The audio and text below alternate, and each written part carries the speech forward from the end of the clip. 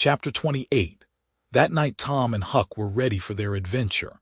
They hung about the neighborhood of the tavern until after 9, one watching the alley at a distance and the other the tavern door. Nobody entered the alley or left it. Nobody resembling the Spaniard entered or left the tavern door. The night promised to be a fair one, so Tom went home with the understanding that if a considerable degree of darkness came on, Huck was to come and mow, whereupon he would slip out and try the keys. But the night remained clear, and Huck closed his watch and retired to bed in an empty sugar hogshead about 12. Tuesday the boys had the same ill luck, also Wednesday, but Thursday night promised better.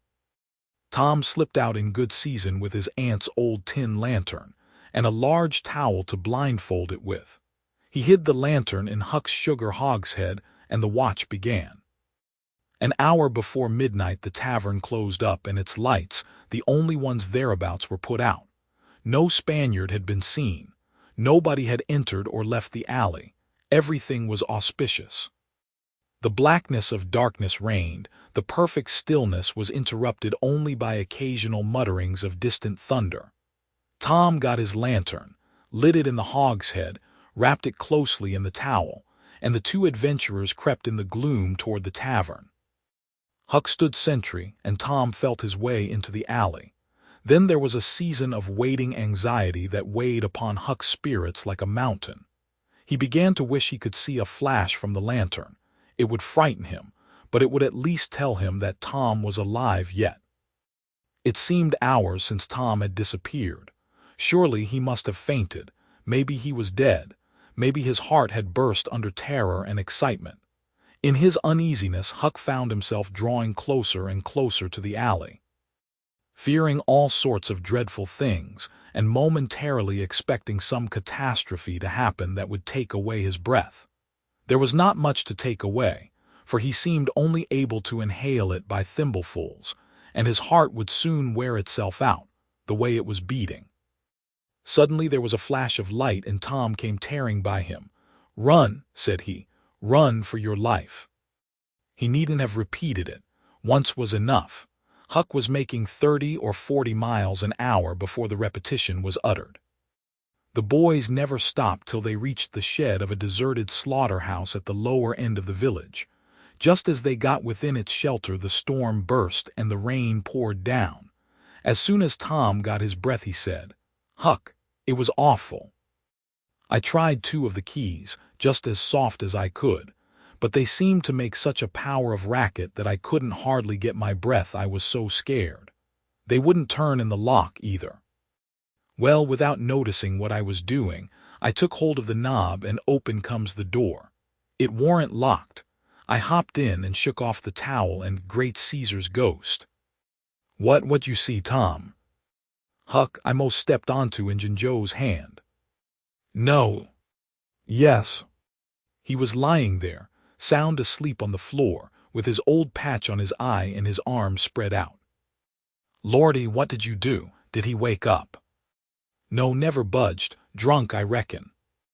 I just grabbed that towel and started. I'd never thought of the towel, I bet." "Well, I would. My aunt would make me mighty sick if I lost it." "Say, Tom, did you see that box?" "Huck, I didn't wait to look around. I didn't see the box, I didn't see the cross. I didn't see anything but a bottle and a tin cup on the floor by Injun Joe. Yes, I saw 2 barrels and lots more bottles in the room.